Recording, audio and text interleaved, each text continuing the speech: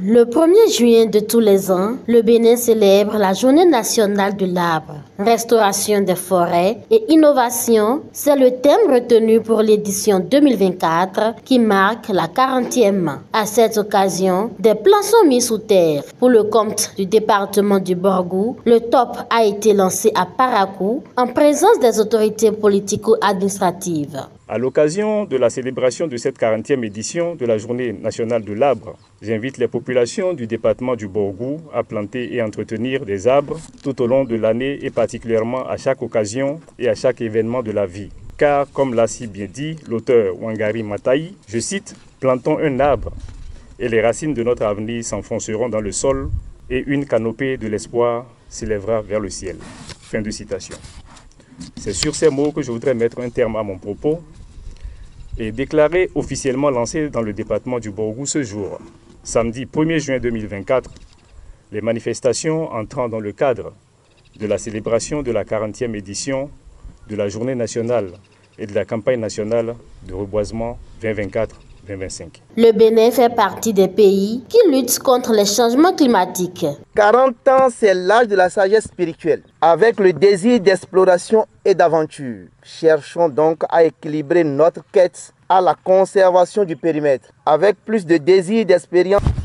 Cette journée vise la promotion d'une économie verte à travers le reboisement et la sensibilisation sur les effets de la déforestation afin de contribuer à la réduction des effets des changements climatiques.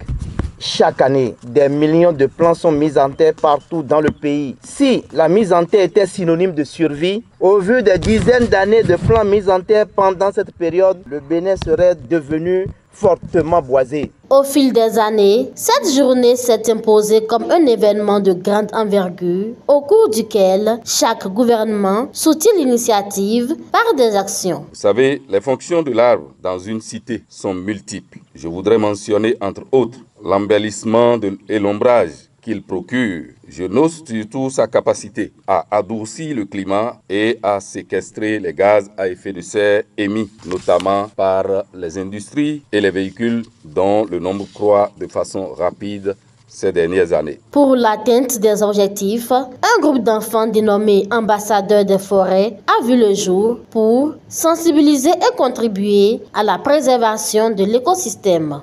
Pour inverser la tendance dans notre département, nous, enfants ambassadeurs des forêts, prenons solennellement l'engagement de devenir un modèle dans la société, puis jouir pleinement du bienfait des arbres et des forêts.